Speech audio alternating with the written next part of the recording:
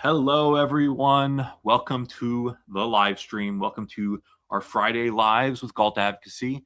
It's the day that we are always so excited for. It's the Q&A day. So, I am Dakota from Galt Advocacy. I'm not joined by anyone today. It's just me by myself. Caleb was going to, but he had a family thing going on, and so he asked me if I could take care of it. So, you've got me today. And yeah, we're going to be doing all things special needs. So if you have any questions about IHSS, IEPs, regional center, WPCS, we can do our best. Let me know in the comments section and we'll get to it. But before we get into our main topic, we did want to make a little bit of an announcement. I'll probably have to say this twice for the people who show up later, but for everyone who's here really early, we wanted to let you know that the information for our seminar is up on our website. The two seminars that we're doing on the 25th, I believe, and the 26th of March, April. Wait, it's April. Of April, the 25th and the 26th, we're going to be in Orange County first on that Saturday, and then we're going to be in Glendale on Sunday. And both of these seminars are completely free. It's going to be from 2 o'clock to 4 o'clock each day. That's going to be 2 o'clock to 4 o'clock. And we're going to be going over all kinds of special needs related things, answering people's questions, kind of like we're doing today. And as sort of a special thing that we're doing this time, I think it's the first time we've ever done this, people who sign up in advance online, when you show up, if you sign up in advance, and then when you show up at the door, you're going to receive a Amazon gift card for $25, I believe, just for showing up, one per family. But yeah, that's just, I guess, a gift from us to say thank you for supporting us and being there and all of that. So yeah, for more information, go on our website. I'll probably tell people about this again at the end, but for now, hi everybody, how's everyone doing? Do you have any questions we can go over today? That's what we're all about here today.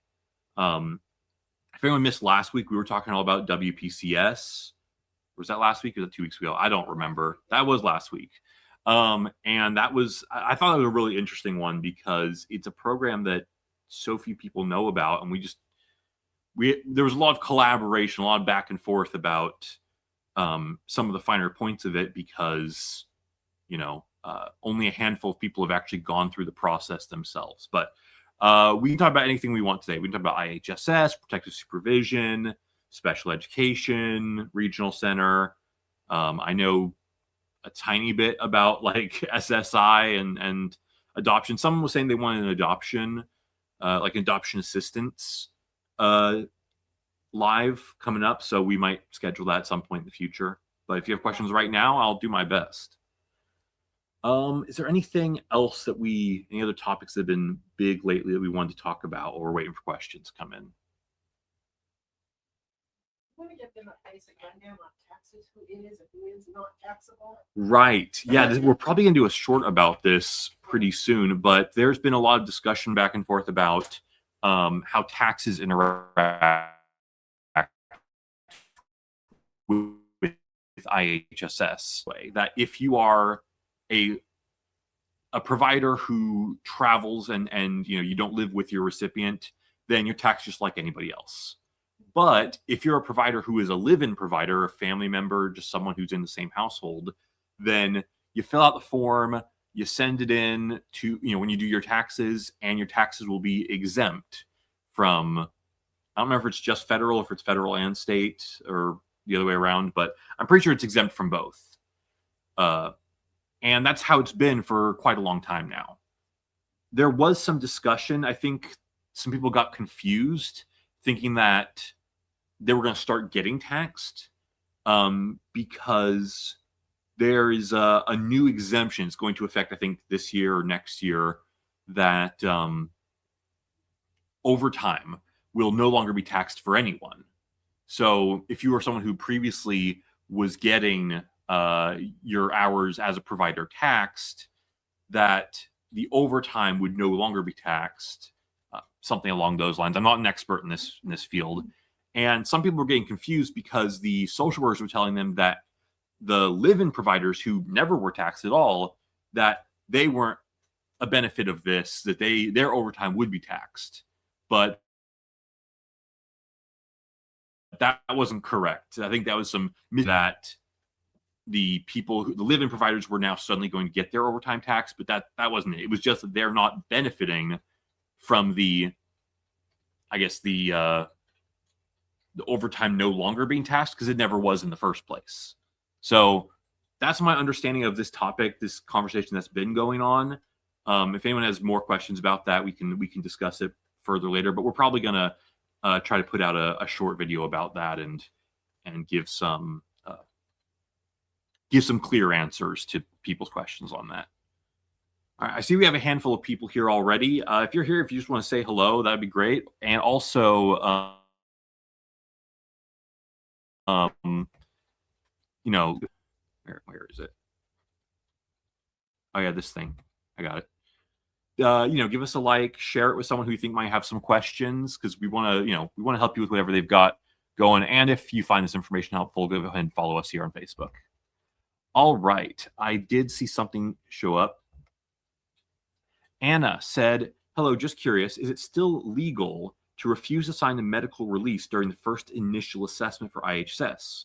Caleb taught me this, and it worked the first time, so now I'm applying for a second child, and I just want to make sure. Yes, absolutely. There's been no change to this as far as I'm aware. To give a little context for people who don't know what Anna's talking about here, when you apply for in-home supportive services, when they come in, they do the assessment, it's very normal for them to give you a piece of paper and they'll say, this is a release of information, please sign this. And they won't necessarily give you all of the context of what it is that you're signing. Essentially, when you receive the release of information and you sign it, you are giving the county and the social worker permission to go and talk to your doctor and get new documents filled out by your doctor, to go to therapists, go to the regional center and to get new information. They can go to the school, they can talk to the teacher, get forms filled out, and they can even, in some cases, I've actually heard of this happening, they can go to your child's school without telling you they're going to be there, without telling anyone they're going to be there. They show this paper to the teacher, and then they go and they sit in the back of the class with a clipboard, and they'll watch your child. They'll take notes on your child all day long. And a lot of people don't know that this is a thing that they can and will do. And all of this to say that you are not required to give them permission to do any of this. If you don't want them talking to your doctor, if you don't want them talking to the regional center about don't want them going your child without you present, you do not have to give them permission to do any of those things. So yes, it's absolutely still legal to refuse the release. Now, they might sometimes, for their own internal paperwork, require some sort of, either they might want you to sign saying that you are refusing, or to say, maybe just cross out every person on the list and then sign it. In other words, saying that you are not giving them permission to talk to anyone, or to just write in yourself as the only person they're allowed to talk to, something along those lines. They might require that, or they might just say, okay, fine, and just get rid of the paper. But yeah, thank you for the question. It's a really great question. Sarah said, how long after a decision date do decisions usually come? All right, this is a bit of a mixed bag of an answer, but it used to be that, I said decision date, so it sounds like you're already past due on the decision, but it used to be that once the hearing happened, it would be 1 to 2 months before a decision would come out. Some would come out much, much sooner, like if it was a very clear-cut case where it's like, the parties came to an agreement during the hearing, then within a week, right? But if it was something where the judge is going to have to consider the evidence and write up a formal decision and everything, it would take 1 to 2 months. Nowadays, everything's been so far behind. I don't know how it is right now exactly, but lately it's been so far behind that some decisions were coming out 3, 4, 6. I think we had one that was like almost 12 months late. I think it was something like 10 months, maybe beyond where it was supposed to happen. And we reached out to them. We said, hey, it's been 4 months. It's been 6 months. It's now been 10 months. And we still don't have a decision what is going on. And the answer we got back every time was, yep, we are aware. We know that it's late. The judge still is working on it. They didn't die. They didn't get fired. No, they're still working on it. And just nothing. Although in a couple cases, we did get a decision pretty soon after that. So if it gets to a point where it's been a few months past the past the hearing and past the due date, then you can try reaching out to them, and that it's possible they actually lost it. It feels like a couple times we've seen that. This is not necessarily related to your question, but this is something I wanted to bring up, and this is a thing that we've talked about a couple of times. That's a concern for us. Is that there is a fee that the state has to pay when a decision is late, but they only pay the fee if they side with the recipient, with you. If the judge sides with the county, they don't have to pay anything. So actually, I think the fee is the county has to pay a fee to the state. I think it's actually the other way around. But there is this weird sort of like which way they side could change whether or not they have to pay a fee for being late, and the fee just gets bigger and bigger. So I'm always worried about when these things get really far behind into a whole bunch of cases that are late, but that's a whole aside. So, but thank you again for the question. Constant says, how do I get increase in respite hours for my son? It's been 40 hours for 3 years. That's a long time to have the same number of hours. Now, what I've always heard about respite and about just regional center in general is two things. One is that they are the payer of last resort. So they always want to make sure that you've exhausted all other possible assistance before you come to regional center. That's one thing. Although I think when it comes to respite, that's not usually a problem because there aren't a lot of other things that provide respite services. But that could be if they see other similar supports that are not being utilized. That could be, then that could have something to do with them not wanting to increase the hours. But the other thing is that what I've been told is that when you're trying to get more respite hours, what you want to do is you want to make sure that you are using all of the hours you currently have, and then put forth an issue, something, a family need, a issue with something that you're not able to get done that requires more respite hours, right? So you first need to use all the ones that you are being given, and then identify something that you are not receiving or not able to do that more respite would help you to accomplish, right? Whether it's personal fulfillment things or some sort of like, rest, or that you're trying to help out in some other way, or community activities or something like that you need more time, and the amount of time you're given right now is not sufficient to cover it. I can't give specific examples of what to say.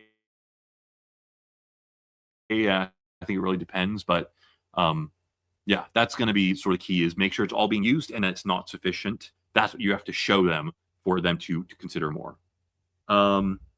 Madrid said, can I revoke the IHSS permission form? Yes, if you mean the release of information, you absolutely can. You can ask them to revoke that, to get rid of it. I would suggest both telling them verbally and also putting it in writing and saving a copy of what you sent them in writing. If you send them, if you have your social worker's email address, I email it to them and save that, just to make sure that they can't later on say, oh, well, we were never told. But you can absolutely tell them that you do not wish for them to have that anymore, and they are supposed to immediately, void it. Elsa said, where can I find out information on conserving my son? He is 32 years old with autism. Don't know if I should, and need advice. He works part-time. I fear for him having to need lifetime care, and I and Dad aren't here anymore. Well, I mean, for information, we've put out information ourselves. I think Disability Rights California has a lot of good information on it. There are other, places that we might suggest. For actually getting it done, you'd want to talk to a lawyer who does conservatorships, and they also might be able to provide some advice on what to do or what not to do. One thing I'll say for your son, he's 32, has a part-time job. If you're feeling like maybe conservatorship is, too drastic of a measure, and you're not sure how you feel about it, you're like, well, you don't want to, completely take away his rights, or you want, still give him a lot of freedom. Two things I would say. One is that conservatorship doesn't have to be a all or nothing thing, where you can do a partial conservatorship where certain aspects of his life he'll still have control over, like friendships and relationships, and where he wants to live. You can maybe give him those freedoms, but if he needs help making financial decisions or employment decisions or medical decisions, you can conserve those parts of it and sort of have this balance of the things that you are comfortable with him deciding for himself. You can allow him to retain those powers. And the other thing is that even with a conservatorship, it does not have to be permanent. You can, if you get to a point where you're no longer able to help him with certain things and he has to sort of step out on his own and do those, then you can sort of undo or relinquish some of the conserved powers. So the other thing I'll say is that there are other similar options, like power of attorney, if it's just, more specific legal or financial decisions that he needs assistance making and, need that sort of safety net. That's an option too. Do you have something to add? Yeah, I was going to say, as to her point of long-term planning, you can do that with the regional center, or when mom and dad are gone, what's the next steps? Or you can do that with an attorney. Okay, yes. So Teresa just wanted to add that when it comes to, sort of lifelong, long-term planning, there are places you can go. You said the regional center, and there are certain attorneys that do sort of like. Ellen Cookman does that. Oh, Ellen Cookman does that? Okay. Yeah, Cookman Law is the website if you want to check out what she's got going on. But yeah, they have that sort of like, when the parents are gone, what's going to be the plan going forward to make sure they're taken care of, kind of thing. There are a lot of options out there. And so conservatorship, we're not against it. We think there's a lot of good ways that you can do conservatorship, but there are other options out there as well. On YouTube, people on Facebook might not see this one, but someone mentioned the supportive decision-making agreement. I think that sort of goes along with those same ideas. So yeah, there's a lot of different ideas. If you have more, if you other questions about that same topic, let us know, and yeah, we can talk more about it. Maeve, I hope I said that right. Maeve, that makes sense. Does IHSS call the child's doctors to release information about the child if they want to know more information about the child? Yeah, and you followed up and said, where can the form be found to sign to not have the county call the child's doctor? So again, this goes back to the previous question that Anna said. Oh yeah, I think Anna gave an answer here as well about the paper. So all of this, the release of information and all of that, is going to be at the assessment. So at the assessment, they'll bring a handful of documents. Usually they'll bring a provider rights and responsibilities, and the recipient responsibilities, and emergency backup plan, and there'll be paper after paper to sign.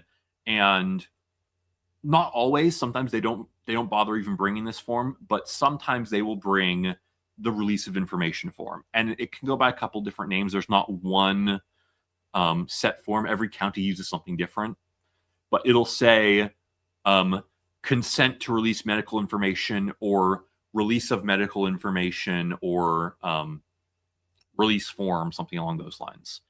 And it's never mandatory. Sometimes they might require you to, maybe sign to say that you refuse. Sometimes they'll have a specific checkbox for that. But you are never required to give up basically your HIPAA rights to not have a third party go and talk to your doctor behind your back. They can never force you to have that. And they do not have that power unless you sign the form. There's no assumed power for them to talk to your doctor unless they have the form signed. So if they've been doing that, then like someone else asked, at that point, you'll want to reach out directly to the county and say, I would like to revoke your right to talk to my doctor if they've been doing it. But if you never sign the form, then they shouldn't be doing that. You should not have to worry about that. There's no, it's assumed that they don't have the right to talk to your doctor unless you sign it, they do, right? They can't just assume that power because, oh, well, you never said we couldn't. They're not allowed to do that. So, yeah. Elsa said, thanks so much. Really appreciate the information. Thank you so much for the question. Really appreciate you being here. Maeve, so once the SOC 821 is filled out and marked permanent in the disability area, should it be filled out yearly for the assessment? I'll give a little context for those who don't know. The 821 is the protective supervision form, which asks a few questions. It first asks what the disability is and if it's permanent or temporary. And then it asks about memory, orientation, and judgment. And that's sort of the meat of the document. But so you're asking if they say permanent and then fill out the form and it's good and everything, do they have to then keep doing it year after year? Unfortunately, yes.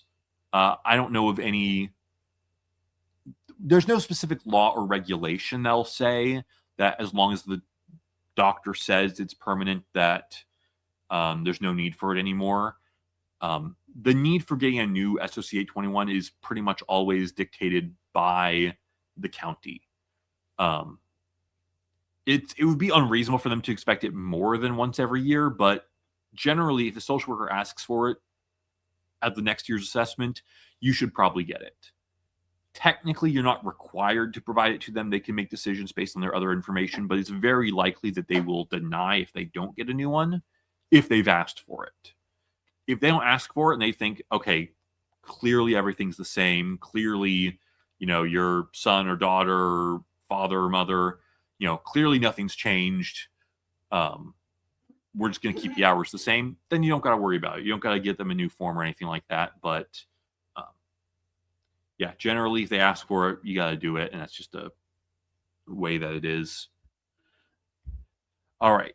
That's all the questions we got right now. If you got more questions, go ahead and put them in the comment section and I'll talk to them.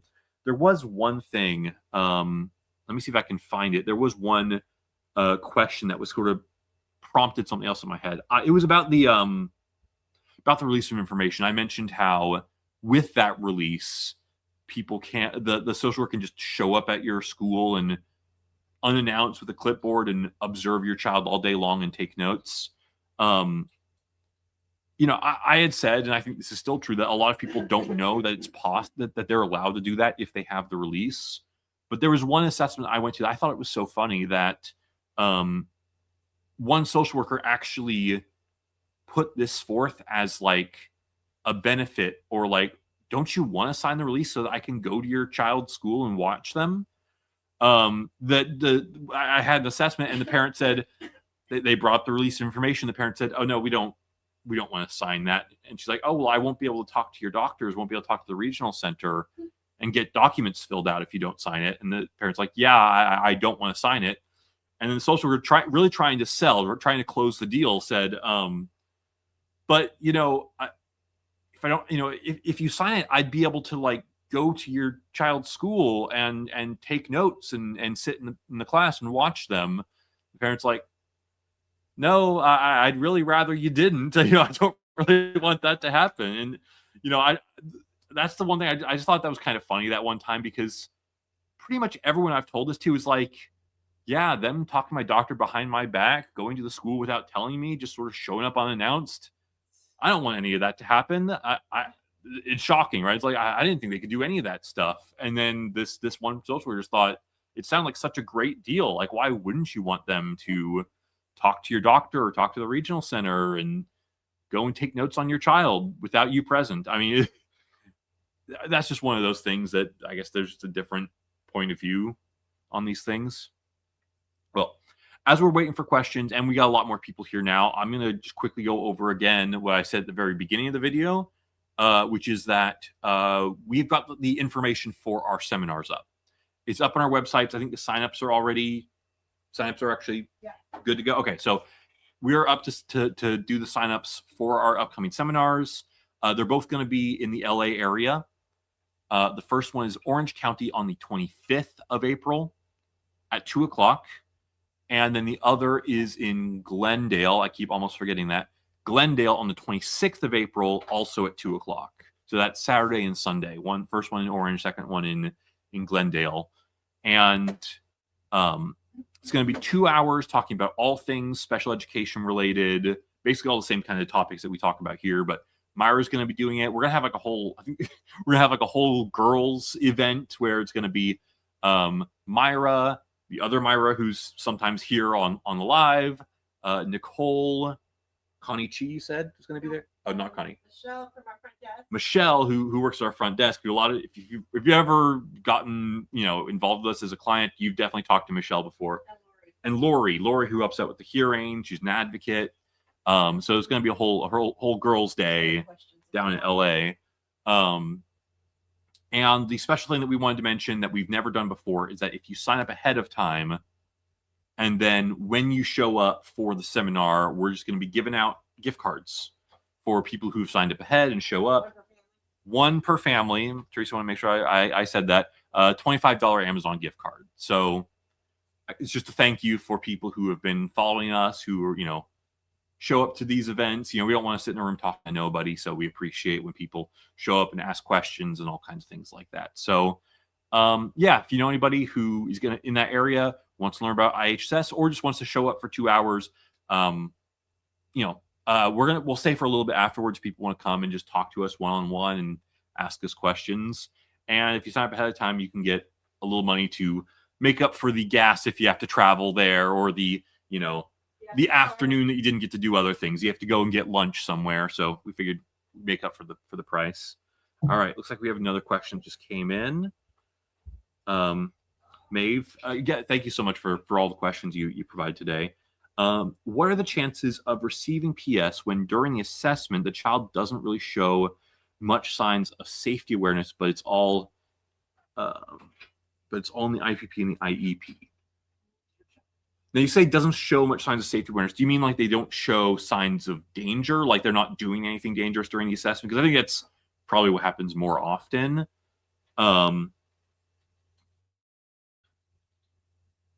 I'll answer it both ways just in case. If they're showing signs that they don't know what is safe, then that's actually quite a benefit, right? That's in your favor that they might get it. But what I think you meant to say was, during the assessment, they didn't really show signs of a lack of safety awareness, right? They weren't hitting their head. They weren't trying to elope. They weren't getting into knives or whatever else.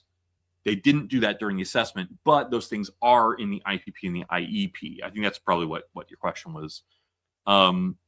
It's difficult. Now, it's good to have it in the IEP. That's kind of rare. A lot of IEPs are lacking in that way, that they're not really getting all the information in there that we would like them to have. But it does feel at times like a social worker will put their personal opinion is like the starting point is their personal opinion. And then every piece of evidence is just like, is this strong enough to tear me away from my first impression, right? It's like their first impression means so much to them that even the IPP by itself, so often if we had a meh IEP but a really good IPP, but they didn't see any behaviors happen during the assessment, I would say maybe not 9 out of 10, but pretty close to that, would not give PS. If you've got a good IEP and an IPP, but the social worker didn't see anything, I'd say it's a lot better. Maybe 50-50, but that might be a little generous. But I would say when it's the other way around, if they personally witness something that's unsafe during the assessment, even if the documents aren't great, I think that sways their opinion. I think a lot of social workers just have this really, I don't know if it's they just trust themselves more than they trust other people's opinions, but I think when it comes to the assessment level, their first impression and what they personally witnessed means so much to a lot of social workers. It kind of gets flipped on its head when you go to a hearing. If you go to a hearing, it's going to be almost the opposite, that the documents will mean so much more. And if you can show a history, show that it's you have letters dating back and that you have been telling people about this for a long time and you've been explaining it and it's in all these documents, consistency matters a lot in hearings, where I think that the first impression matters a lot more at assessments. But yeah, I mean, another great question. As far as like what are the chances percentage wise, it's a shot in the dark. It's way too hard to say. Teresa posted the link to the seminar if you guys want to sign up for that. Again, it's going to be down in Southern California, so you know, we try and do several of these a year. So if you're elsewhere, we'll try and do one in your area soon enough. So if you're Northern California, Mid California, this might not be the one for you, but we'll definitely try and schedule something, I'm sure. Stella said, can you receive protective supervision hours for more than 2 children in the whole? I think you mean like in the whole household? Or do you mean like, can you get all of the hours? That might be what you mean.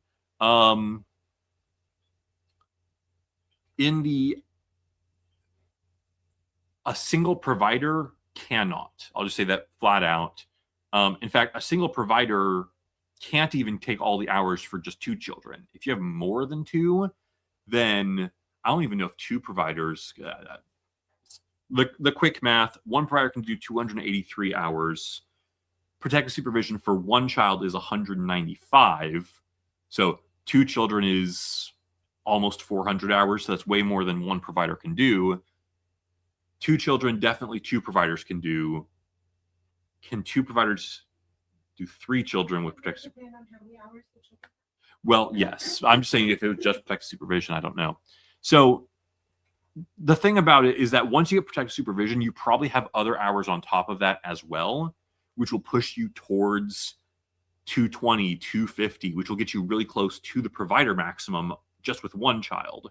So usually, if you have someone with protective supervision and a handful of hours on top of that, you're pretty much going to need a 1 provider to 1 recipient ratio almost exactly. If you have 2 or 3 children who have just protective supervision and nothing else, maybe if they're 3 or 4 years old, maybe they'll have just protective supervision and barely any hours on top of that, then 2 providers might be able to provide for 3 children and do almost all the hours, but I don't think even they could do all of the hours. But I haven't done the exact math, it's just off the top of my head. But within a household, if you have mom and dad and older sibling, and you've got 3 children who need protective supervision, then each one of them could be a provider. And yes, you could claim all of the hours, no problem. At least the protective supervision hours. Other hours could get prorated. That's another topic that comes out all the time is proration. They used to prorate protective supervision hours when there were multiple children in the same household. That's not allowed anymore. That's another thing that you could be referring to, is that back 5 years ago, 7 years ago, something like that, they would say almost any time that there were 2 children who both needed protective supervision in one house, they would just cut their hours in half and say, oh, well, you, mom or dad, you can just watch them both at the same time. But the whole point of protective supervision is this person needs constant, round the clock, intense supervision. And if you're intensely supervising and preventing danger for one child, you can't be watching the other one at the same time. And so, yeah, they got rid of protective supervision proration for that reason, that it just wasn't reasonable for one parent to be intervening. Because that's the real key of it, is that protective supervision means you're going to need to intervene every once in a while to prevent danger, and you can't be intervening in two places at once. All right. If you have more questions, we've still got another 10 minutes at least before we need to wrap up. I've got a little paper here with some commonly asked questions, so I'm gonna maybe pick one of these. But if you have a question, I'll jump to whatever you guys want to ask. So let me take a look here. I just happened to see one here that asked about how young is too young to get protective supervision, or just IHSS in general. So let me talk about that a little bit. There is some guidelines within IHSS for at what age certain tasks become available. These are not hard and fast rules, but they will be followed pretty closely unless you have a really good reason why they shouldn't. So certain things like the earliest that you will get personal care hours is typically going to be at 4 years old. That's when bowel and bladder care, and I think transfer? I think it's transfer also, and respiration. Respiration, transfer, and bowel and bladder care. I think those are the three that show up at 4 years old. And for most children, it's only going to be bowel and bladder care that really takes on there. And then 5 years old is when dressing becomes another category that's easy to get at 5 years old. 8 years old, they add a couple more: feeding, oral hygiene, grooming, and bathing. I think there might be one other, maybe ambulations at 8 years old as well. And then it's, I think, 14, you get laundry, and then 17, where you get the other related services, and 18, where you get domestic services, which is housekeeping. I could be missing a few, but that's the basic rundown of, like, there's sort of these tiers of at certain ages that different tasks become available. But what about protective supervision? Protective supervision is basically always a judgment call. Once you become an adult, then it's just the regular rules. It's just, does this person need supervision to keep themselves safe 24 hours a day? But everything under 18, there are a few extra questions. The extra questions is this person non-self-directed due to their disability and not their age? Because non-self-direction is the inability to recognize danger and to make appropriate and safe decisions. However, it's only non-self-direction if it's caused by the disability. If the person just is unsafe and doesn't make safe decisions because they're 2 years old, then that's not going to be non-self-direction that will allow you to get protective supervision. So that's one aspect. And the other aspect is, does this person need significantly more supervision than a typical non-disabled person of their age would need? And that's, again, why everything from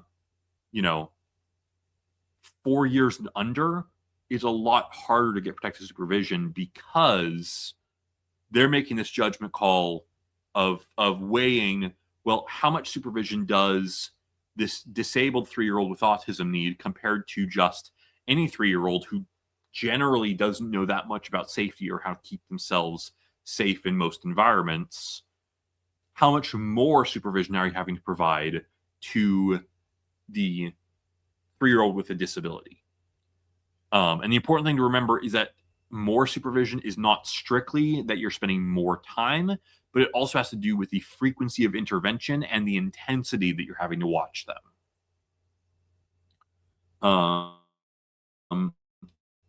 hope that answers this question that nobody asked, but it is a common question that we tend to get. And it's why that if you're trying to get protective supervision for someone who's under 4 years old or under 5 years old, there typically has to be a pretty severe disability, more than just behavioral. Oftentimes, if we're going to get protective supervision for someone under that age, it would be for something like a G-tube or some other severe physical disability that causes them to be extra at risk, that they could pull their G-tube out at any moment. They could take out some important tube or oxygen or something necessary for their health, that they could remove it at any moment. When there's a circumstance like that, and they've shown propensity for doing things like that, then it's more likely to get PS. When just a 2 or 3 year old with early detected intellectual disability or autism, unless they, in many cases, the social workers will see that and say, well, there isn't that much of a clear distinction between their behaviors and the behaviors of just any other 3 or 4 year old. And that's the issue that we run into a lot of the time. All right. Well, it's about, hi, Estella. Happy Friday. It's about 12:45 now. So I'm going to, unless there's any last minute questions, I'm going to sign off, and we'll make time for our Spanish girls to go live on our Spanish Facebook page. And they're also going to be having a Q&A today. I don't know if it's both of them or just one of them is going to be doing it today, but I'll give 1 minute for any last minute questions anyone has. But other than that, check out the link that Teresa posted. There it is to sign up for the seminar down in SoCal. Yeah, so thank you all for being here. Happy Friday. I think, do we have the topic for next week? Do we want to say what it is? Yeah, it's we're going to talk about time cards, all things time cards. Timesheets, time cards, timesheets, filling them out as a provider, mistakes that are easy to make, things that are, Trying to get retro hours on them, all those kinds of things. So we're going to do all about time cards next week. So look forward to that. And thank you all for being here. All right. Have a good Friday.